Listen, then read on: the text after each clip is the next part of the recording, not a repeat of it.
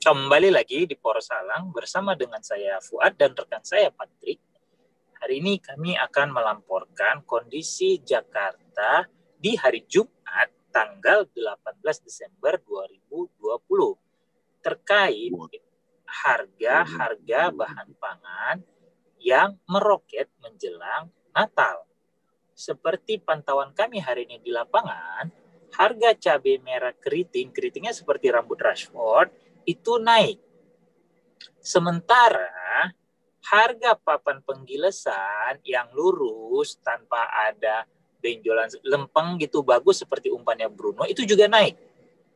Kemudian harga belut di pasaran turun karena belut ini licin, susah ditangkap oleh Dean Henderson. Oke.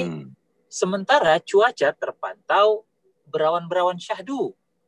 Ya, bukan perawan-perawan syahdu, beda. Oke. Nah, cukup sekian laporan kami hari ini. Terima kasih sudah selalu menyimak Poros Salang. Sekarang kami akan kembali ke studio. Bumper in! Nggak ada bumpernya aja. Gua ngeliatin aja dulu, Bang. Gua liatin aja dulu. Mana nih orangnya? Bani.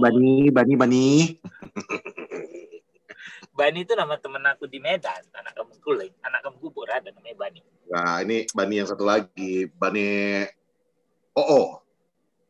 Bani oleh out. OO itu kayak kalau kecil-kecil lagi BO loh. Nggak kemarin ada yang nanya kan. Ada yang nanya, Bang, tumben Twitter sepi. Padahal kan ini menang katanya. Bani oleh out juga jadi sepi nih, Bang. Udah mulai bosen, Wat. Iya. Bosen. Bosen aku. Asli. Aku semalam ketinggalan 1-0 menit kedua itu aku gitu aja aku udah. Aku yang kebobolan nggak nonton. Aku nonton. Yang Kenapa pertama? kebobolan? Karena Rara nonton. Dia udah ngaku di Twitter. Iya. Rara bilang dia nonton pertama, abis itu dia tidur. Untung dia tidur. Dan aku yakin di tengah-tengah, di akhir-akhir dia nonton. Makanya kebobolan lagi. Sama kita, sama abang-abangnya. Nggak boleh. Nah, tolong ya, demi kesehatan semua fans MU di seluruh dunia, kau tidur aja deh, ya. Gue ketinggalan 2-0 tuh gue anjrit gitu kan. Kan benar gue bilang, jangan mainin hand. Cuma semalam itu akhirnya gue tadi pagi sebelum tidur gue ngobrol sama Oli. Dia bilang, itulah, kalian pun take-nya cepat kali lah. Itulah gue bilang. Karena kemarin itu Pak Prod lagi ada urusan, jadi kayak mesti cepat. Gue bilang gitu. Iya kan biasa kan kalau take itu betul, kan. Betul. Tadi malam, karena aku belum sempat ngidupin stasiun TV yang menyiarkan di Indonesia inilah ya. Belum sempat ku hidupin kan, karena masih habis selesai yang COVID itulah kan. Pas aku hidupin, ku tengok 1-0 kan, yang kepikiran sama aku cuma gawat. Biar kalian tahu ya, para penonton Poros Salang, sebelum take yang kemarin, episode yang kalian tonton kemarin itu, sebelum direkam, Fuad itu sempat ngomong bahasa dia yang aku udah bilang jangan disebut. Dia sebut itu beberapa kali. Yang kepikiran sama aku cuma kawat. Si bewok gara-gara omongan dia lah tadi sore ini. Betul-betul lah kejadian 1-0 duluan. Udah mulai takut. Sempat kalah ini betul lah. Nge-tweet aku deh. Kuang pagi lagi bewok. Nggak ada pula shot on goal sampai menit 20 iya. Ya kan. Aku betulan kejadian, Mbak. Aku yang pikir, udah gitu Twitter yang dari luar kan semua bilang, please don't bottle this, jangan lu sampai buang-buang kesempatan ini. Iya. Karena semuanya udah ngasih kesempatan banget tuh MU masuk ke posisi 2 kan kalau udah menang yang gamingannya. Iya. Begitu 1-0, si Fuad bangsat, ngapain lah kau sebut itu tadi sore, gue pikir. Untung nggak kau sebut itu di rekaman, gue pikir. Kalau kau sebut itu di rekaman, makin sial lah ini, gue. Untungnya ya kan, aduh, Bapak Rashford. Yang bikin gol, aduh, cantik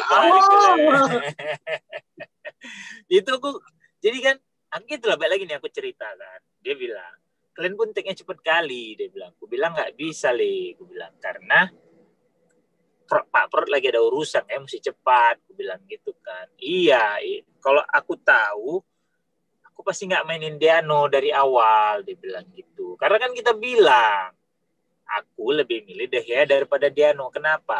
Karena orang itu udah tahu. Kau lihat pada saat corner, apa yang dilakukan oleh pemain Sheffield? 4 orang di depan Diano ngeganggu loh. Iya. Kan mereka udah tahu. Juga kan sama caranya. Iya, cuma nggak, maksud gue di babak pertama yang setelah unggul 1-0 Sheffield dapat corner segala macam gitu ya. 4 orang pemain di depan Diano itu. Sheffield segaris gitu loh. Kan mereka udah tahu gimana mengganggu konsentrasi ini anak gitu.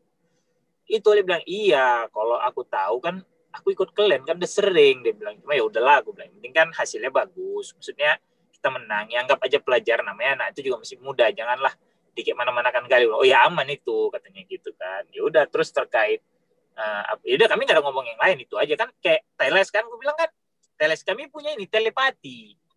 Gimana ini Teles kan? Kalau kurasa gini ya, nggak didengarkan oleh kemarin kan kita udah bilang Dino itu dulu bekas kiper orang itu 2 musim Ya, sama-sama. itu kan Udah hafal kali kelemahan Dino. Oh tengoklah tiap corner modelnya sama Pak. Iya, itu kan udah gue bahas barusan Lontong. 2 jadi gol, ya kan? 2 gagal, tapi dua-duanya corner terdekatnya Dino selalu yang diserang kan, untuk bola ke ujung kan. Aku mikir antara back kita memang yang nggak belajar dari kesalahan.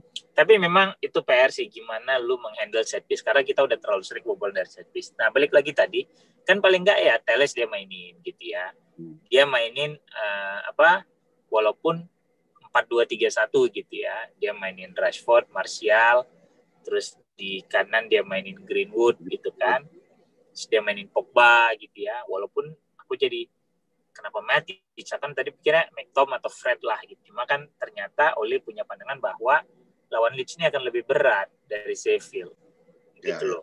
Jadi gue butuh Fred. McTom tuh lebih fresh. Sepertinya ya seperti itulah, lebih kurang gitu kan.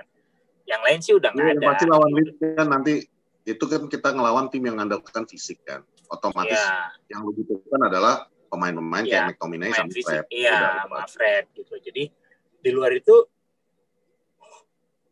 nggak ada yang salah, cuma emang Diano aja lah. Tapi terkadang kan gini, jamak sih ya kiper. Bukan membenarkan, tapi maksudnya you name it, kiper mana sih yang nggak bikin kesalahan? Bukan berarti gue di sini membela Dean Henderson, enggak gitu. Tapi gue bisa menerima itu, ya udahlah gitu. Toh hasilnya menang. Gitu. Ya balik lagi, bukan membela, tapi itu menit-menit awal ketika tim masih pemanasan, ya memang sial aja itu betul-betul sial. Benar-benar sial. Lu baru passing apa? Iya. Ya tuh udah langsung, oke, gue curi nih, gue ibaratnya kalau main Mobile Legend tuh, lu kan nggak main ya, yang nonton ini yang main Mobile Legend pasti tahu. Awal-awal kalau lu lihat lawannya Fanny, lu pasti ngejar buff biru lawan. Nah itulah sama kayak Dino kemarin. Dino mereka baru pemanasan nih, baru passingan di belakang, toto kecolong kan gitu. Itu memang itu blunder. Tapi itu bukan juga bisa untuk sampai mengeluarkan statement bahwa itu adalah kiper terbodoh yang pernah mengenakan baju MU, Bang. Kita nggak usah sebut siapa yang bilang ya, tapi itu bukan sebuah alasan gitu ya, karena yang pernah mengenakan baju MU itu banyak yang melakukan blunder lebih parah dari itu ya. Massimo Staibi salah satunya kan gitu. Udah gitu ngelesnya ke gua, katanya nggak pernah dengar sarkasme katanya. Ini isi Forza lagi isinya sarkasme sayang. Cuman ya agak lucu ya, Bang ya, kalau ada yang bilang bahwa itu. Ketahuan umur berapa ya? Anjrit. Terus ya lupa si Michael dulu lawan Newcastle apa sih, mana kalau gue nggak salah, yang tendang jatuh ke kaki pemain lawan, terus kan gol gitu kan, pernah juga gitu. Lah apa kabar David De Gea pas pertama kali masuk ke MU? Ya awal-awal ya betul. Jadi bola crossing di punch sama dia malah gol. Ini bukan membenarkan, bukan membela, tapi ya gue terima aja, udahlah emang kesalahan dia gitu ya, kejadian gitu kan. Dan ya bagi gue predicted, karena sebenarnya itu tadi, lu main di stadion di mana 2 tahun lu main, yang mereka juga tahu karakter lu gitu ya. Jadi ya lu siap-siap aja dengan itu kejadian. Tapi udahlah ya. Yang seharusnya lu pikirkan adalah mentalnya daripada anak-anak yang main di lapangan tadi malam itu. Ya. Itu sudah sangat berbeda dengan yang setahun yang lalu main di Bradley. Jadi jauh. Ketika udah ketinggalan 1-0, tidak ada yang namanya kita itu panik. Santai. Bermain tetap pada pola kita, tetap santai, masih permainannya enak, passing-passingnya santai. Bahkan kalau gol ketiga kita itu benar-benar gol yang menurut gua indah seindah-indahnya. Passing, Bruno dihajar tapi bola udah sempat maju ke depan, Martial main dengan passingnya dengan sangat simpel ke depan.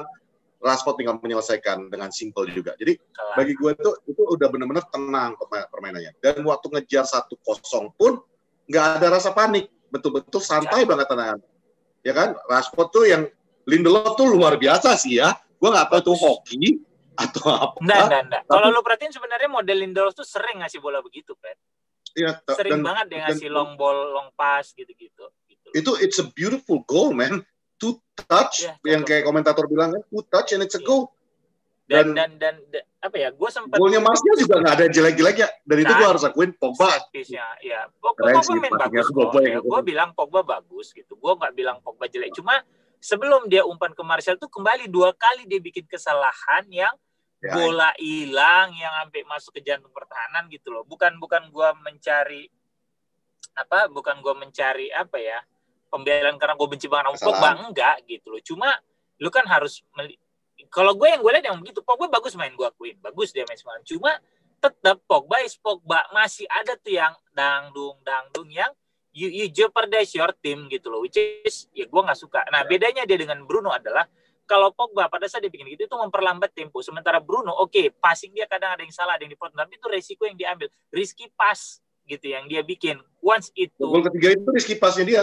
Iya, once itu berhasil ya hasilnya insya Allah mudah-mudahan sih bagus gitu kan. Sementara kalau Pogba kan lu belum tahu nih, kalau dia cuma muter itu kan belum tahu arahnya kemana juga gitu. Itu kenapa lu harus tahu membedakan kenapa orang bisa memaklumi Bruno tapi Pogba kenapa gue bisa memaklumi Bruno tapi Pogba enggak gitu loh. Kalau mungkin Pogba melakukan long ball kayak yang biasa lakukan, pinpoint pass, mindahin bola kanan kiri, ada nyangkut sih gue masih fine gitu, karena itu risiko yang diambil untuk membongkar pertahanan lawan. Tapi kalau lu masih di lapangan di lingkaran tengah atau masih di daerah pertahanan sendiri, kutak-kutik dicuri, itu kan berbahaya, gitu. Itu kalau menurut gua gitu ya. Tapi memang Pogba main bagus, passingnya tuh no look pass gitu, gitu kan, dapat Martial gitu. Dan memang itu kualitasnya dia gitu, dan udah berkali-kali gue bilang bahwa ya emang terus itu juga Martial tuh menunjukkan sebenarnya gue bisa bikin kayak gini.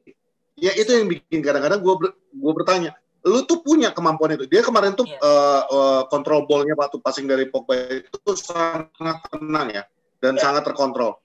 Dia bisa ibaratnya lu dalam hitungan gerakan 2 gerakan, lu ngegocek kiper dan back at the same time. Bagi gue, you have the skill, you have the capability. Kenapa lu nggak bisa bawa itu every week in and out of the game gitu loh? Karena kemarin gol Martial itu gol. Dan itu masih banyak tuh. Maksudnya passingnya Pogba itu bagus, tapi masih banyak tugasnya Martial untuk menyelesaikan. Iya, karena kiper juga masuk nutup ruang tembak, posisi dia juga bukan di sudut yang ideal, maksudnya sudutnya terhitung sempit gitu ya. Tapi ya emang dia punya coach, cuma itu tadi nggak bisa week in week out lu main konsisten. Ya itu, that's what happened with you man gitu loh. Sebenarnya kan yang kita kepengen dari lu itu kan seperti itu gitu loh. Even mungkin tidak setiap minggu lu cetak gol, tapi passion lu segala macam tuh menunjukkan untuk itu ya. We cannot take it, we cannot accept it gitu loh. Itu sih sebenarnya. Gitu. Jadi gue semalam ketinggalan 1-0, gue nggak yang gimana, gue masih tonton santai. Cuma yang bikin gue gregetan berapa kali offside. Tapi kayak kata komentator, bahaya banget ini Seville main begini gitu loh. Dan kejadian di golnya Rashford gitu. Itu kan juga dari jebakan offside yang lolos gitu kan. Karena jeleknya lu main jebakan offside adalah kalau ada memang pemain-pemain yang memang IQ-nya tinggi, dia pinter, dia tahu kapan harus muterin back lawan supaya nggak offside segala macam, ya siap-siap aja lu nerima resikonya gitu. Itu sih gitu. Dan pada saat udah 3-1 dia mulai ngeganti Bruno segala macam, bagi gua ya itu hal yang bijak yang dia lakukan gitu loh. Karena karena lu masih punya list, jarak cuma 2 hari gitu ya. Cuma kan kadang orang-orang, kenapa lu serba salah, ntar nggak diganti lu ngomel gitu ya. Bahkan emang Van de Beek juga semalam kontribusinya nggak banyak ya, jelas. Ada satu malahan yang dia punya kesempatan ngasih passing jauh ke Rashford, dia malahan balik ke tengah gitu. Tapi kan balik lagi. Itu kan apa ya? Itu kesempatan sepersekian detik. Keputusan dalam sepersekian detik yang mesti lu ambil pada saat lu di lapangan. Gitu loh. Ada kalanya lu miss gitu. Nah, kemarin Van de Beek miss gitu. Bukan berarti kita bela. Gue coba, ya lu main bola deh, dan kita udah bilang bahwa lu bisa bilang karena lu liatnya tuh di TV berview gitu loh. Ya kan. Lu yang ada di lapangan lu ngeliat sendiri. Orang yang main bola pasti tahu itu susahnya ngambil keputusan dalam keputusan sepersekian detik, bola lu harus pindahin kemana gitu loh. Dan nggak cuma Van de Beek, banyak juga pemain yang even Bruno kadang salah. Pogba, Bruno juga ada salah loh kemarin yang dia bawa dan harusnya dia kasih ke Rashford, dia kasih ke kanan kalau nggak salah gitu, kepotong gitu ya. Itu juga harusnya lu bisa ini gitu loh. Cuma itu tadi terkadang insting lu saat bermain kan beda sama yang cuma kita lihat gitu. Sama yang Rashford yang dia one on one dengan kiper yang udah passingan dari through pass dari Martial juga itu sebenarnya kan ya itu balik lagi keputusan persekian detik. Dia memilih untuk nge-blast dengan power. Sementara harusnya lu placing gitu aja, udah enak banget itu. Selesai bolanya gitu. Itu kayak tadi kata Admin kan rata-rata yang nonton ketahuinya harusnya gitu ya. Yang harusnya itu kan lagu gampang sih mengatakan harusnya karena kita udah ngeliat hasilnya kan gitu. Betul kan, selalu berulang kali gue bilang. Itu lu bisa bilang begitu karena udah lewat kejadiannya yang gak kayak gue di kemarin. Di awal gue udah bilang kalau gue kiper gue lebih milih Diano. Itu kan sama aja kayak lu selingkuh ke gap terus lu bilang seharusnya gue gak kayak gini. Ya kita juga tahu lu seharusnya gak semua tahu gitu loh. Gitu. Jadi gue sih cukup senang dengan mainnya sampai menit 80-an lah ya. Itu mulai agak jantungan karena lagi sempat dia mau mainin James tadi ya. Gue sih senang-senang aja. Cuma jadi gol 3-2 anjrit. Langsung ganti McTom. Tapi sebenarnya kemarin tuh pas waktu Ole melakukan perubahannya ya. Gue udah tenang tuh, Wat. Betul-betul gue udah pikirnya it's done. The job is done. Kalaupun bahkan gue sempat kepikiran ini pun kalau misalnya pun kebobolan satu, yang kekurangan kita itu cuma satu, selisih gol dengan Everton aja. Itu doang yang kepikiran sama gue. Itu yang kepikir. Gue pikir pada saat 3-1, aduh 2 gol lagi deh. Karena kalau 2 gol lagi itu kejadian, kita di atasnya, kita di atas Everton. Gitu sisi karena kemarin positif 4 sama positif 5 kan. Kalau misalnya kita bikin gol sama lagi berarti sama-sama 5. Dengan one game in hand kita udah naik aja. Itu yang gue khawatirin cuma itu. Please guys, 3 udah cukup. Nggak usah lu ngejar-ngejar lagi sampai akhirnya nanti lu kebobolan. Tapi pas waktu gue mau lihat Sheffield juga nggak bisa ngapain-ngapain lagi, maksudnya monoton ya pergerakannya Sheffield tuh udah gitu. Gue mikir udah it's done. Ole juga pasti udah ngeliat itu. Gue sih berharap nambah itu semalam, cuma anjrit lah nggak kejadian. Tapi udah selesai, menang, bisa pulang dengan tenang gitu ya. Cuma emang PR-nya adalah satu, kenapa lu selalu lambat panas? Ini kan rahasia ilahi banget nih anjrit gitu ya. Jadi malah gue curiga gini loh, Wat. Aku curiga si Ole nih. Kasih aja. Dia pengen break record. Ini kan udah 6 game nih. 6 game coming from behind kan? Iya. Jangan-jangan si kawan ini memang pengen perpanjang rekor dia. 6 consecutive. Guys, ini Sheffield gampang nih guys. Ya, udah kasih aja satu dulu ya. Kasih aja dulu satu. Kau komenkan ya, kasih nanti satu dulu ya. Udah selesai. Karena gini, orang yang selama ini kalian bilang guru penjas, PA teacher, miskin taktik, bla bla bla bla bla. At least sekarang, kalaupun dia berhenti dari United, di buku sejarah itu ditulis 6 consecutive win coming from behind yang bikin Ole, bukan Sir Alex, bukan Matt Husby. Kita memang suka membuat susah di hidup sendiri. Sebenarnya sebelum Matt mengatakan itu Pak Min, itu kalimat yang sering diucapkan oleh Sir Alex Ferguson. We like to make it hard for ourselves. Yes, we make it hard to ourselves. Selalu sering banget. Jadi ya namanya titisannya Sir Alex ya. Betul. Jadi gue yang satu lagi gue curiga, ini sebenarnya yang di permainan yang ada sekarang ini sebenarnya bukan Ole lagi, bukan gue mengecilkan Ole ya, tapi ini kayaknya udah Sir Alex itu semua. Teleponan segala, makanya dia kan cuma duduk aja tuh. Lu mana tahu dia kan lihat monitor itu WhatsApp sebenarnya. Itu WhatsApp. Sir Alex kan nggak tahu yang dilihat layar itu sebenarnya bukan pertandingan bola. Enggak, itu lagi bukan Sir Alex, video call. Gimana bos? Dia bilang gitu kan. Itu nggak apa-apa, Pogba kok mainin aja dulu hari ini. Nah, suruh dia main di kiri kayak di Prancis. Oke bos. Nah, sama bilang sama si Bruno, nggak apa-apa risky passing, tapi dia lebih kalau bisa lebih firm gitu loh risky passingnya sampai sehingga nyampe. Tapi kan sama ini bilang sama Bruno juga, dia nggak apa-apa ya turun-turun bawah. Bruno tuh everywhere loh semalam. He's everywhere. Ya. Udah nggak dia nomor 10 dia. Abis Ole ngomong sama Sir Alex Ferguson tentang taktik itu, Edward muncul di belakangnya Sir Alex. Yeah. Le, ditepesan Le. Itu si Greenwood suruh kau gantikan ya ntar lagi. Belum bayarnya tuh bakso tadi di kantin. Suruh dulu balik pulang secepat lah. Nggak ada gunanya kemarin Greenwood. Iya, dia paksa kali. Aku nggak ngerti lah apa penyakitnya Bang Greenwood ini. Entah Udah karena mulai. musim lalu kuat kali, apa kok kayak agak melembek putusan-putusan kawan ini sekarang. Udah Bukan kebanyakan. sebenarnya permainannya masih oke-oke aja. Masih. Keputusan Mungkin dia. Sering salah. Keputusan dia kapan dia passing, kapan dia shooting gitu ya. Gitu. Iya. Ya, itu jelas. Kurasa sudah kebanyakan keputusan yang betul cuma mantap-mantap aja. Apa itu? Mantap-mantap aja kerjanya sekarang. Mantap-mantap. Enak-enak. Bikin enak. Nah, itu aja dia gitu. Jadi, selesai nih ya. Dia main bola pun pikirannya cuma jam berapa lah ini selesai balik sampai ke kosan ya, gitu deh dipikirnya. Jam berapa? Belum lagi ceweknya bilang, "Bang, kosanku kosong, Bang." Kawan-kawan sekamarku nggak nginep di rumah. Abang jam berapa balik dari Sheffield? Sabar lah deh. Enggak, ceweknya bilang gini, "Bang, rumah kosong, Bang. Kenapa? Mama sama Papa lagi ke London, ada meeting." Wah, tapi kok berani? Takut, Bang. Oh ya, nanti aku kirim orang buat jaga ya. Gitu katanya. Greenwood anak baik. Iya. Itu bodohnya Greenwood ya kan. Kalau di Medan udah dibilang atau apa? Pau kali lah tuh keong katanya. Udahlah, ayo berangkat, kau tungguin sini.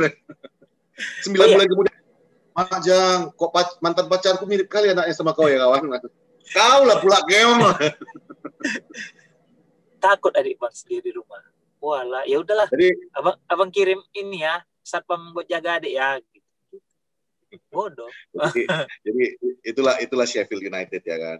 Jadi tetap cuma 1 poin, tetap nasibnya. Tapi aku salut lihat Sheffield. Kemarin komentator yang ngomong ya, aku belum ngecek lagi sih. Cuma komentator bilang bahwa pemiliknya apapun yang terjadi, mereka Chris akan mempertahankan manajernya. Ya.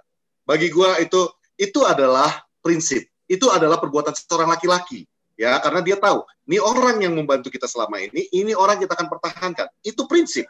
Ya, nggak main ganti out aja kan gitu. Biasanya yang tidak berprinsip itulah yang sering teriak out.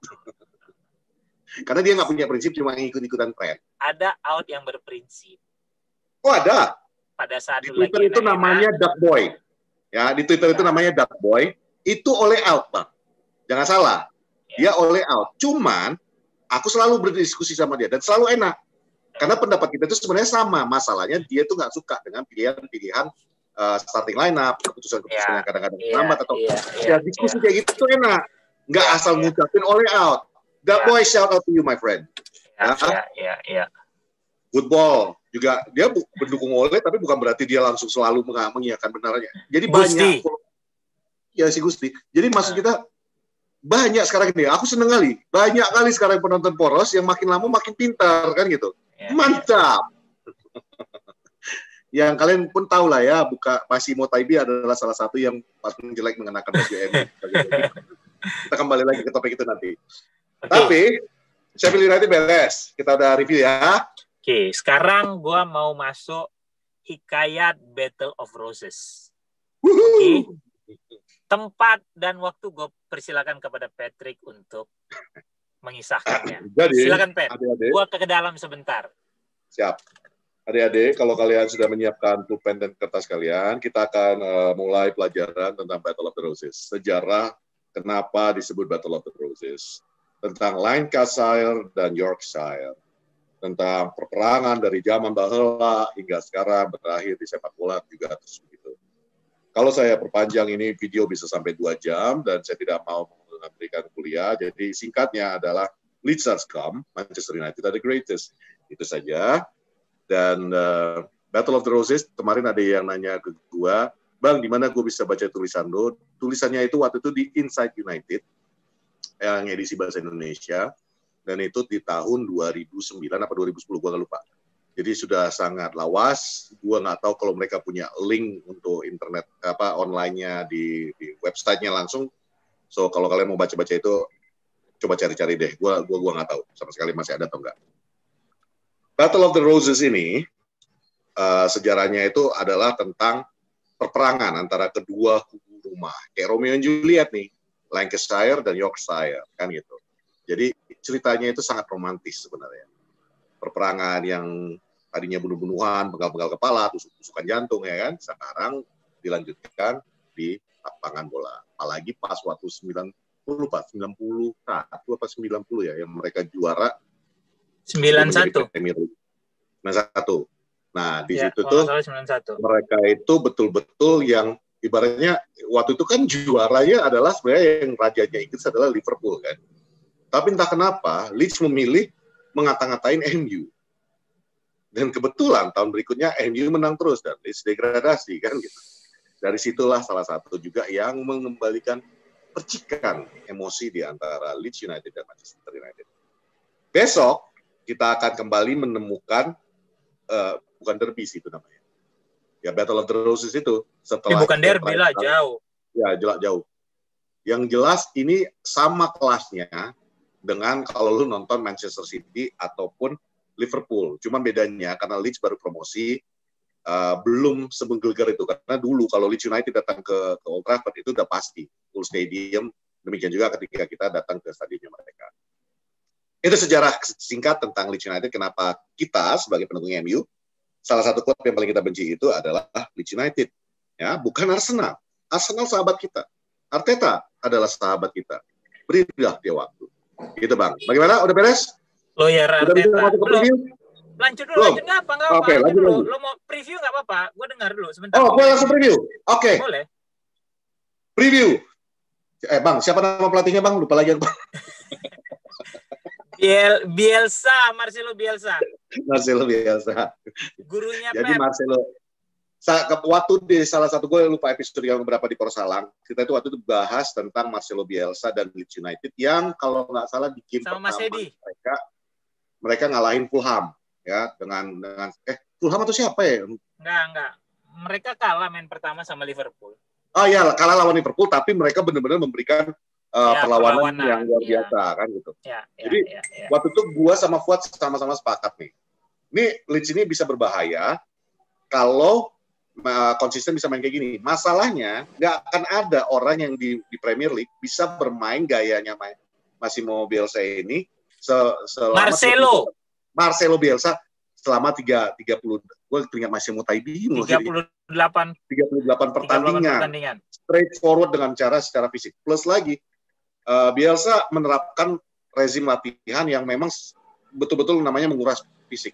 Waktu itu kalau gue nggak salah pas waktu mereka bikin dokumenter untuk mendatangkan Daniel James, mereka nunjukkan gimana rezim latihannya Bielsa itu yang betul-betul menguras fisik, yang pemain-pemain awalnya itu pada komplain, tapi pada akhirnya mereka itu fisiknya itu memang lebih baik daripada klub-klub yang lain yang ada di Championship. Tapi ini Championship ya, dan ini Premier League. Di Premier League, lu butuh fisik yang kuat, tapi yang lebih lu butuhin adalah konsistensi dan pinter mengatur tempo permainan. Kalau Leeds kan mainnya ibaratnya kayak ini aja, kayak begal aja, udah ada yang lewat, sikat, ya kan? Ada lewat, sikat. Lu bisa main itu 1-2 pertandingan. Tapi sekarang setelah 12-13 pertandingan, fisik pasti terkuras, belum lagi resiko cedera lu, kan gitu. Melihat kebiasaannya Leeds United seperti ini, yang harus kita awasin sebagai MU, benar-benar menjaga permainan kita dan orang pemain-pemain kita. Yang tadi balik lagi ke topik yang sebelumnya kita sebut, that's why we need McTominay besok. Menurut gua, McTominay wajib start. Fred wajib start. Orang-orang yang bisa beradu fisik dengan pemain-pemain Leeds United. Siapa Patrick ganteng yang satu itu? Patrick Bamford. Ya. Dia juga lagi naik nih kepercayaan diri dia. For someone yang berasal dari Championship, striker kelas Championship, sekarang dia bisa mencetak berapa gol sih sekarang Jamin? Patrick Bamford 10 kalau nggak salah. Nah, itu benar-benar akan mengangkat kepercayaan diri seorang striker. Itu benar-benar harus diawasin. Kita boleh cinta sama MU, tapi kita juga harus sadar bahwa Harry Maguire, Lindelof 9. Bamford 9. Nah itu, Harry Maguire dan Lindelof juga belum bisa sangat konsisten untuk menjaga lini pertahanan kita. Itu juga kenapa selama ini kita tetap harus mengandalkan Scott McTominay dan Fred untuk melindungi mereka kalau kita udah ketemu tim-tim yang antara pelari atau yang benar-benar midfieldernya itu bisa membuka pertahanan dengan gampang. Beside that, kalau gue lihat kemampuan MU untuk ngebongkar sebenarnya udah nggak ada masalah. Ya. Mencetak ini yang jadi concernnya kita. Kalau we have no problem dengan final third-nya kita untuk bisa menyelesaikan peluang serangan, I don't think we have a problem yang besar-besar banget. Karena Leeds United juga bukan spesial banget pertahanannya. Ya. Yang bikin mereka spesial adalah fisik mereka dan disiplin mereka. Kurang lebih kayak main lawan tim-tim Jerman lu jadinya. Ya. Maju mundur dengan barengan dan selalu dengan mengandalkan fisiknya mereka. Mungkin itu dari gue, Bang. Lu udah selesai belum? Udah, gue udah selesai. Udah. Gitu. Itu dari gue. Kalau starting lineup tuh biasanya lu tuh yang jago. Kiper De Gea. Oke. Walaupun ada isu katanya De Gea lagi dimarahin gara-gara statement dia yang 0-0 lawan Man City. Jelasin kenapa. Betul lah. Pasukan sebelah kan pengen bikin berita. Ya. Jadi beritanya adalah karena De Gea mengatakan 1 menit. Oke. Ya. Karena kemarin De Gea mengatakan it's not good enough kita main di kandang lawan City kenapa kata 0-0. Lalu sekarang ini ada isu yang mengatakan De Gea lagi gue nggak tahu kebenarannya atau tidak, tapi menurut gue kemarin Dean Henderson dimainkan itu adalah murni romansa. Lu pernah main lawan klub ini, dan lu dikasih kesempatan untuk melawan klub ini. Seperti kata Fuad, gue yakin besok lawan Leeds United itu yang diturunkan David De Gea kembali. Apalagi kalau memang mau dilihat always betul-betul fair, 2 mistakes yang dilakukan Dean Henderson kemarin wajar, nggak ada yang kita salahin, tapi itu tidak menjadi sebuah handicap lah buat Dean Henderson. Ya, you need to cool down. David De Gea dikasih kesempatan lagi dulu untuk main. Ya, dan mudah-mudahan kalau menurut gua. Jadi kalau kiper tuh De Gea, ya. Kemudian tunggu sebentar. Gue curiga mungkin akan main 3-4-3 atau 3-4-1-2 lagi nih. 3-4-3. Ya, atau 3-4-1-2 gitu loh. Feeling gue bisa jadi akan seperti itu lagi. Karena ngelihat Alex Telles kemarin mainnya bagus gitu ya. Terus Shaw juga kan nggak jelek. Atau mungkin dia mainin Shaw gantiin Alex Telles gitu. Nah ini masih abu-abu nih gitu. Leeds sendiri kemarin lawan tunggu dulu Kalau gue pribadi ya Bang ya, gue sih pengennya lihat Luke Shaw. Kenapa? Karena Telles mungkin belum siap dengan fisikalnya Premier League, dan Leeds United besok bakal betul-betul menunjukkan apa itu artinya permainan fisikalnya Premier League. Ya. Nah, si Bielsa itu terbiasa main 4-5-1. Dia terbiasa main 4-5-1, yang mana gelandangnya kan numpuk nih. Dia cuma taruh Patrick Bamford doang di depan. Jadi menurut gua pada saat lu main 4-5-1, terus kalau lu main 4-2-3-1, sementara lu kan cuma punya gelandang yang let's say lebih defensif itu di 2 orang. Lu bisa capek tuh di situ, apalagi dengan pendekatan fisiknya Leeds gitu. Plus yang gua agak ngeri sekarang adalah jinxnya Old Trafford nih. Ya, terus terang gua khawatir. Kita kalau away tenang ya, pasti aman kok. Jujur gue bilang gitu. Jadi menurut gua ngelihat dia selalu ngegeber 4-5-1, mainnya kencang, fisikal gitu segala macam, akan lebih bijak kalau Ole pakai 3-4-1-2 sebenarnya gitu. Atau mungkin kalau dia main 4-4-2 diamond gitu ya. Tapi kalaupun dia main 4-4-2 diamond, Pogba tuh harus benar-benar bisa bisa bantu pertahanan tuh yang sepenuh hati lah gitu. Karena kalau enggak bisa kalah ini Fred sama McTominay. Iya, gue nggak yakin itu. Ya, Fred sama McTominay bisa kalah gitu. Karena gelandang Leeds itu kan si Kielce, kemudian Jack Harrison, terus si siapa tuh yang dipanggil timnas tuh kok gue lupa, yang gondrong nggak jelas gitu lah. Itu, Calvin Phillips gitu kan. Jadi itu gue agak ngeri sebenarnya. Sementara untuk sisi penyerangan gue nggak khawatir karena pertahanan Leeds tuh rapuh banget. Jujur, mereka tuh benar-benar yang lawan mau cetak 3 gol di gue cetak 4. Mereka gitu prinsipnya tuh. Nggak takut gitu loh. Makanya berani main terbuka segala macam. Dan itu yang sebenarnya harusnya jadi makanan empuk buat United. Dengan kecepatan pemain seperti Rashford, Greenwood, kepresisiannya umpan Bruno segala macam, counter attack lu akan enak banget harusnya. Jadi tapi jatuh-jatuhnya nanti kan Bang, dibilang kita main di kandang, kenapa kita bertahan? Itu nanti yang bahas. Sekarang gini, bertahan apa enggak itu kan kalau kemarin lu bilang Spurs bertahan lawan Liverpool itu jelas. Karena pendekatan yang dilakukan oleh Mourinho. Tapi kalau misalnya lu bertahan karena keadaan, itu kan memang nggak bisa lu salahkan. Masa pada saat lawan nyerang lu, which is lawan pegang bola, terus lu mesti keluar nyerang juga. Itu kan goblok. Jadi lu mesti bedakan antara bertahan memang yang udah di-create atau memang by situation gitu. You have to defense, you have to survive gitu loh. Ya. Itu kan beda. Pendekatan Mourinho bertahan sering karena pada saat masuk emang dia udah main blok, bertahan, dalam segala macam gitu loh. Nah, kalau Ole kan sebenarnya kayak kemarin golnya si Rashford itu kan serangan balik yang gol ke-1-3 gitu ya. Iya kan? Nah, itu kan serangan balik, tapi kan bukan berarti kita bertahan, enggak. Serangan balik itu kan didapat dari memang lawan lagi nguasain bola, lagi nyerang kita gitu. Judulnya loh. Juga serangan balik, Bang. Gak akan bisa lu dapat serangan balik kalau lu gak bertahan dulu. Gitu. Iya, nah bertahan dulu itu kan bukan berarti kadang benar-benar yang lu udah duduk di belakang nunggu, enggak. Ini kan memang lawan lagi pegang bola gitu loh, dan Leeds punya kecenderungan untuk itu gitu. Jadi pendekatan Leeds itu sebenarnya adalah pendekatan yang disukai oleh United under Ole. Dan sebenarnya sejak zaman Sir Alex juga kita sering banget bikin gol blitzkrieg gitu. Yang 1 2 3 yang kayak Ronaldo, Rooney, Pak Jisung lawan Arsenal segala tiba-tiba udah dong boleh di depan gol gitu kan. Sering. Apalagi gitu. Masa-masa Ronaldo, Rooney, Tevez ya. Itu kan dia, paling sering gitu. Paling sering kenapa? Karena memang mereka punya kecepatan dan kalau nilai plus pemain-pemain lu tidak lu manfaatkan, tidak lu utilize dengan baik, ya lu yang bodoh berarti. Ini kan gimana lu manfaatkan potensi pemain-pemain lu kan, gitu loh.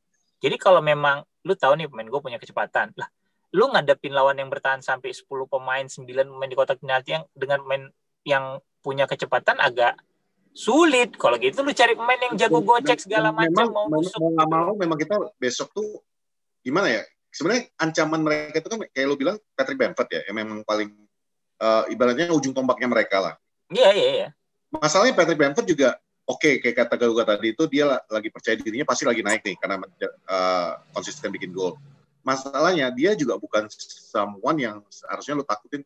Ibaratnya dia bukan Neymar, dia bukan lebih daripada Neymar. Lu nggak perlu overrate, ya lu tidak perlu mengadjust dia itu over lah gitu loh. Dia masih bisa. Itu yang harus lu hati-hati adalah midfieldnya mereka ketika mereka bisa mematikan. Karena yang kita harus khawatir itu, gue ada setujunya ketika ada yang bilang MU terlalu mengandalkan Bruno Fernandes. Gue agak setuju. Kenapa? Karena udah berapa pertandingan nih. Dan nggak salah. Dan memang nggak salah. Barcelona mengandalkan Messi, orang pernah teriak nggak? Ya itu makanya. AC Milan dulu ngandalin Kakak, orang pernah teriak nggak? Betul. Lah, once Napoli ngandalin Maradona gitu, orang pernah teriak nggak? Emang masalahnya memang itu pemain terbaik yang lu punya. Ya lu manfaatin sebaik-baiknya dong. Betul. Gitu loh. Nah, makanya yang pasti yang kita harusnya khawatir adalah ketika besok Leeds United bisa mematikan Bruno kayak kemarin waktu Leipzig. Setelah Leipzig. Yang seperti apa?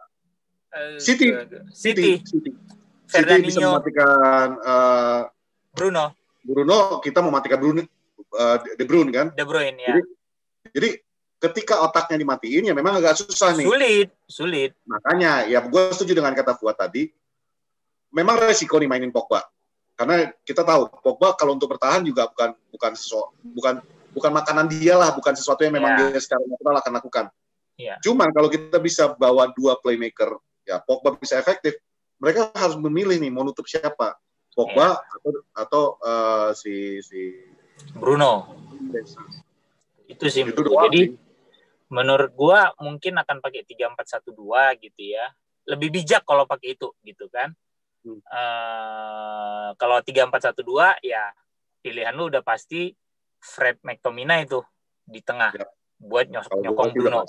Resikonya adalah pada saat Bruno dimatikan mungkin lu kehilangan sumber kreativitas, tapi lu masih punya 2 wingback ya. Lu dan Rashford maupun Martial harusnya bisa lebih rajin bergerak gitu loh, buka ruang segala macam, minta bola gitu loh, nusuk gitu sebagaimana Rashford biasanya lah. Itu lebih bijak menurut gua. Tapi kalaupun ternyata Ole mau nyoba 4-4-2 diamond, ya nggak haram, cuma agak ngeri gua karena udah pasti di kiri itu dia pasang Pogba gitu loh. Itu agak nekat. Tapi bukan berarti nggak bisa gitu, karena kan ini masalah pengalaman ya, masalah mental gitu loh. Masalah mental yang dibikin yang dipunyai oleh kedua kesebelasan, dan dalam hal ini ya sorry itu saya United masih lebih unggul daripada Leeds gitu menurut gua. Gue jadi kepikiran loh, Wat. Tadi malam ini barusan gue keinget, tadi malam tuh kita banyak nyerangnya buka peluang itu dari tengah kan, long ball, passing ke samping, balik ke tengah, long ball ke depan, true pass kan? Ya true pass gitu-gitulah gitu. Gue jadi kepikiran, jangan-jangan Ole ini memang pengen mengubah, ngasih opsi kepada musuh kan, musuh pasti mempelajari nih. Oh iya dong, di kiri kita kanan. Kita kan udah ketahuan banget nih, kiri kita itu tinggal dimatikan udah nggak bisa ngapain-ngapain nih. Karena kanan tidak sebagus. Saka nggak bisa ngapain-ngapain kan gitu. Iya, sepakat gue. Gitu loh, jadi emang punya opsi kan gitu, lu paksa aja nih dari tengah, karena gue tahu kok kualitas umpan lu bagus gitu ya, lu bisa ngasih true pass yang bagus ya. Kebetulan kemarin Lindelof tuh yang dapat jatah pertama gitu ya, bolanya bagus gitu loh. Jadi iya. Itu tadi. 3-3-nya gol kita dari tengah semua ya. Iya, emang. Nggak ada yang dari sayap sekali ini gitu loh. Oke. Berarti gitu. benar dugaan gua. Ya, belum tentu benar, tapi paling nggak dugaan lu sesuai dengan yang terjadi. Ya. Itu dia gitu. Jadi baik lagi kalau kita bicara line up, kalau 3-4-1-2 udah pasti tiganya kita udah tahu lah tuh, Maguire, Lindelof, Shaw, Telles, Wan-Bissaka, Fred, McTominay, Bruno, si Martial sama Rashford. Kalau dia main 4-4-2 diamond akan begitu juga. Kalau dia main 4-2-3-1 menurut gua balik yang jadi gelandang tengah ya Fred sama McTominay, bukan Pogba dan Matic gitu loh. Kalau dia main 4-2-3-1 ya. Terlalu gambling sih kalau menurut gua. Cuman ya we don't know ya. Karena kemarin lawan Sheffield United aja dengan Matic dan si Pogba capek kan lu ngelihatnya, jantungan kan lu gitu loh. Gampang banget itu tengah lu.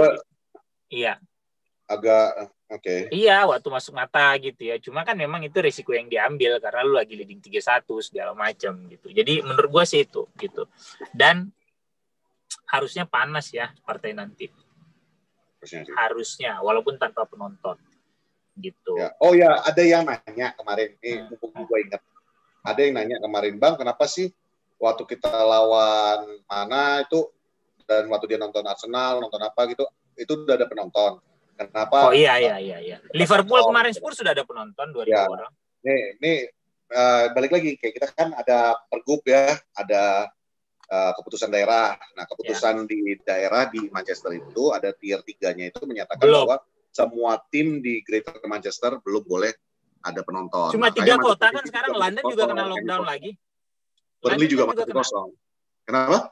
London kan juga kena lagi, cuma 3 kota yang boleh ada penonton kalau nggak salah sekarang. Jadi kalau kemarin itu memang sudah sempat diizinkan, cuman Manchester memang belum pernah diizinkan dan kembali lagi masih tidak diizinkan. Iya. Gitu. Ya udah, itu aja. Cukup lama nggak berasa ya. Jadi pengetahuan tentang War of Roses sudah tahu. Mari kita nyanyikan sama-sama. Ya, War of Roses. I wanna lay you down. Itu Bed of Roses, Bang. War of Roses. Oh, beda. Itu Bed of Roses. Sorry. Ya udah, salah gua. Itu kalau War of the Roses itu yang lagunya Welcome to the Jungle. We've got games nih. Ya itu. Ya oke, daripada dia semakin gila dan hari pun semakin sore, ya. Terima kasih udah selalu nonton Poros Halang. Selalu like, subscribe, sebarkan. Itu aja. Selalu mencintai ini, ya. Okay. Dan ingat, Dean Henderson bukan yang terburuk yang pernah mengenakan baju MU sebagai goalkeeper. Mana belum ada yang komen tuh pengalaman kalian? Banyak tahu. Udah banyak. Banyak, gue udah sempat baca-baca. Ya udah, go Fuad. Iya, komen-komen bacolannya. Go Fuad. Go Patrick. See you in the next episode. Have a nice weekend, fellas.